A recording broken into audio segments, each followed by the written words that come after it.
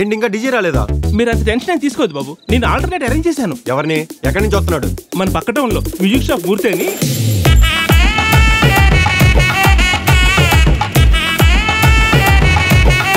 ఒక్కసారి బయటకు వెళ్తే ఇంటికి రావా నువ్వు? అందరికి శుభలక్ష్మి సుప్రభాతం పడితే నాకు మాత్రం నువ్వు పాడతావు ఏంటి? ఏం లేదు, తమ్ముడు వాళ్ళ కాంప్లెక్స్ లో షాప్ ఖాళీ అయిందంట. మనం కూడా సెల్ ఫోన్ షాప్ పెట్టుకుందాం. నాన్న మ్యూజిక్ కలెక్షన్ కి చాలా మంది ఫ్యాన్స్ ఉన్నారు మన ఊర్లో. నెల ఖర్చులకి రావట్లేదు. ఫ్యాన్స్ ఉంటే ఏంటి, లేకపోతే ఏంటి, కాలంతో పాటు మనం కూడా మారాలి.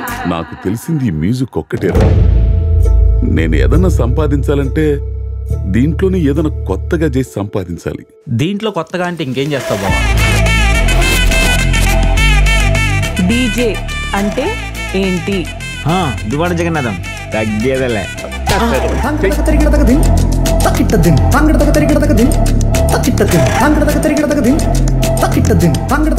ఇలాంటి పాటలు మీ నాన్న డీజే నేర్చుకుంటున్నాడు. డీజేనా?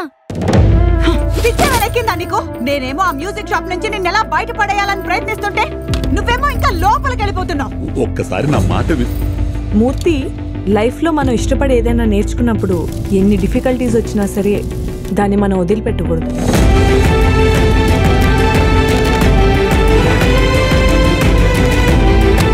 మీ ఏజ్కి మీ ఎక్స్పీరియన్స్కి మీరు డీజే అవ్వడం చాలా కష్టం.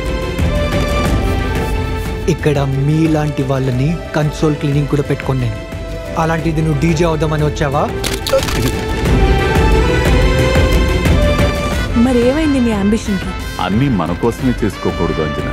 కొన్నిసార్లు కొన్ని మన అనుకునే వాళ్ళ కోసం వదులుకోవాలి కూడా.